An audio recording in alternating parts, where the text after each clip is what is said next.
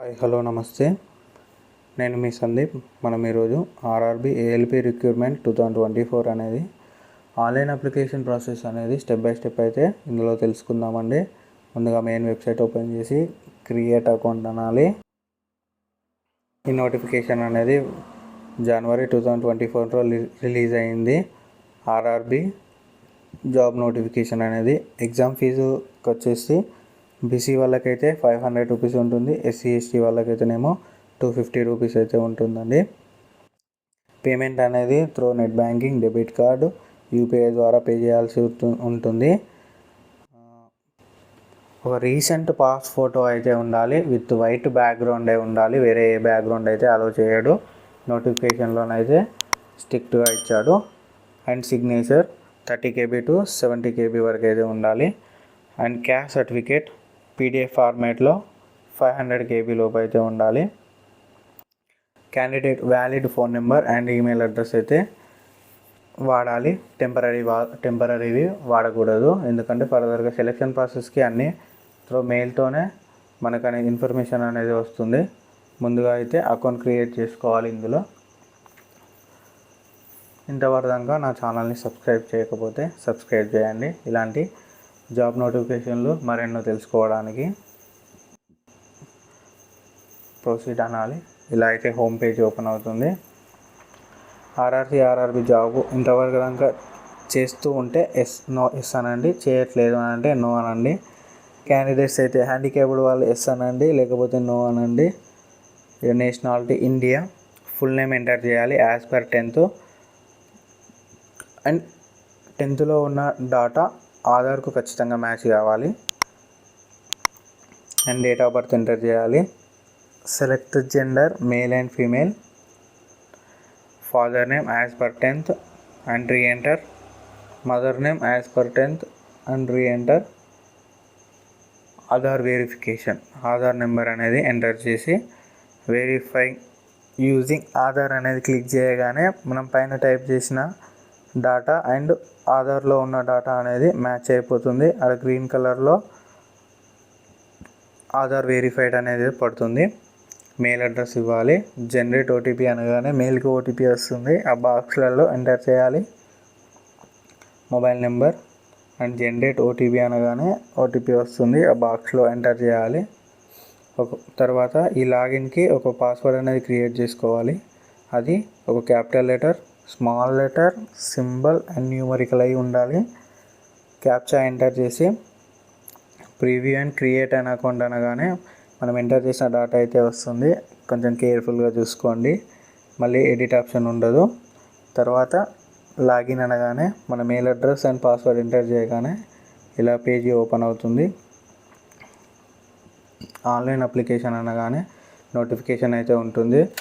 01/2024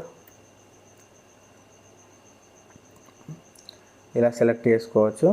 మనమైతే సికింద్రాబాద్ కాబట్టి సికింద్రాబాద్ సెలెక్ట్ చేసుకున్నాం. మీకు ఏది నచ్చితే అది, అంటే వేకెన్సీ ప్రకారంగా ఏదైతే ఎక్కడైతే చేయాలి అనుకుంటున్నారో అక్కడ చేసుకోవచ్చు.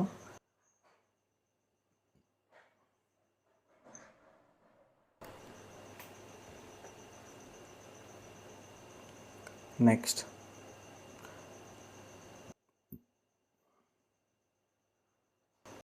Marriage status, married, unmarried, religion,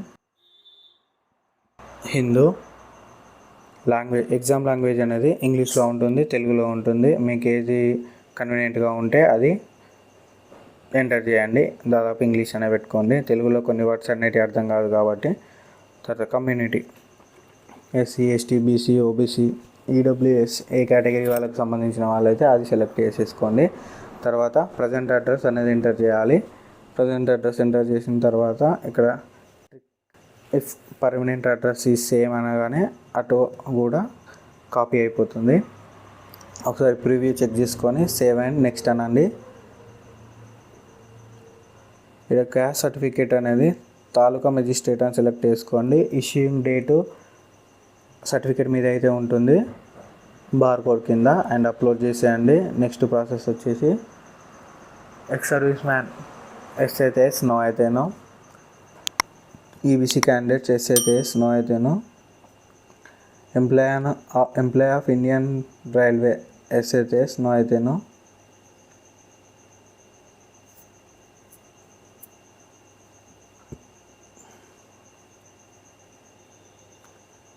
ITI చేసిన వాళ్ళు ఇంతకుముందు ఏదైనా అప్రెంటిస్షిప్ అనేది కంప్లీట్ అయ్యి ఉంటే ఎస్ అని పెట్టండి. ఇంతవరకు ఏ అప్రెంటిస్షిప్ అనేది చేయకపోతే నో అని పెట్టండి.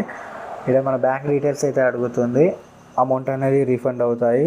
మీరు ఈ జాబ్ నోటిఫికేషన్కి సెలెక్ట్ కాకపోతే మీరు పే చేసే 500 ఆర్ 250 రూపీస్ అమౌంట్ అనేది రీఫండ్ అవుతాయి. ఇక్కడ మీరు అప్రెంటిస్షిప్ ఎస్ అని పెట్టినట్లయితే ఏ ట్రేడ్లో అప్రెంటిస్షిప్ చేశారు, అది ఏ డేట్తో స్టార్ట్ అయింది, ఏ డేట్కి ఎండ్ అయింది, మీకు సర్టిఫికేట్ ఇస్తే సర్టిఫికేట్ నెంబరు, ఆ సర్టిఫికేట్ ఇచ్చిన డేట్ కూడా ఎంటర్ చేయాల్సి ఉంటుంది. ఏది లేదు అనుకుంటే నో అని పెట్టేసి సేవ్ అని నెక్స్ట్ స్టెప్కి వెళ్ళిపోదాం.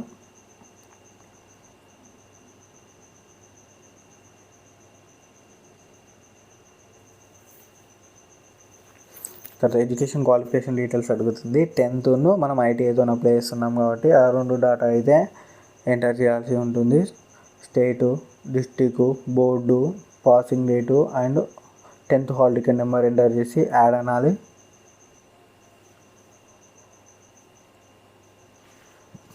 తర్వాత ఐటీఐ డీటెయిల్స్, మీరు ఏ ట్రేడ్లో చేశారు, fitter, electrician, welder, diesel mechanic select చేసుకోవాలి. And state, district, institution name, date of passing, certificate ఎవరు అయితే ఇష్యూ చేశారు, మీరు ఎన్సీవీటీ వాళ్ళు ఇష్యూ చేసి ఉంటారు, ఎన్సీవీటీ అని సెలెక్ట్ చేసుకోండి.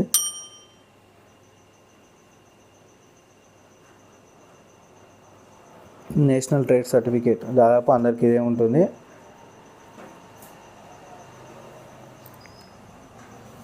యాడ్ అనాలి.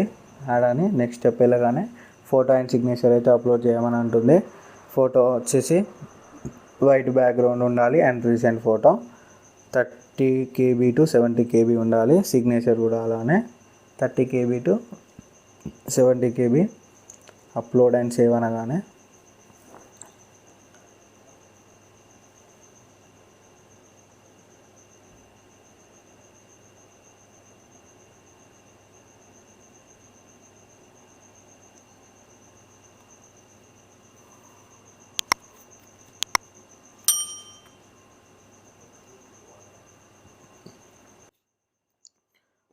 ఇక్కడ మనం మళ్ళీ అడుగుతుంది ఎలక్ట్రీషియన్ అని సెలెక్ట్ చేసుకోవాలి. పేపర్ 2కి ఇక్కడ మీరు అప్ డౌన్ అనుకోవచ్చు. పోస్టెస్ అనేటివి SCR ఫస్ట్ పెట్టుకోండి, ECOR అనేది సెకండ్ పెట్టుకొని అగ్రి అని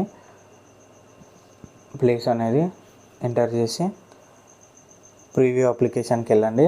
మీరు ఇంతకుముందు మనం ఎంటర్ చేసిన ప్రతిదీ థరోలీ చెక్ చేసుకోండి. మళ్ళీ ఎడిట్ ఆప్షన్ కోసం వెయిట్ చేయకండి.